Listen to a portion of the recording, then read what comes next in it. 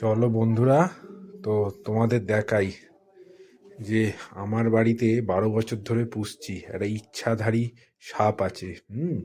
কথায় কথায় কিন্তু আবার ছোবলও মারে সে। তো কিরম খোলসের মধ্যে ঢুকে আছে, তো চলো দেখাই। হুম লাইটটা জ্বালাই, দেখো আগে। এই দেখো কটা বাজলো, দেখো সন্ধে 7:10।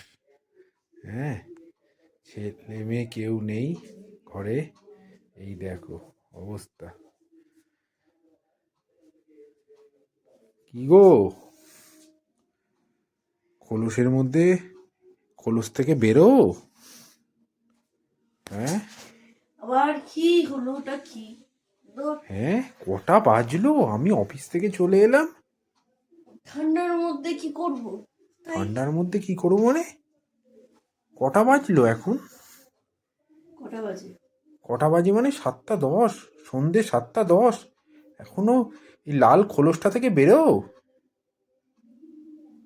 হ্যাঁ, তাড়াতেই পাচ্ছি না, মনে হচ্ছে আর তাকাতে পারবেও না। চোখটা লেগে হ্যাঁ, লেগেই যাবে।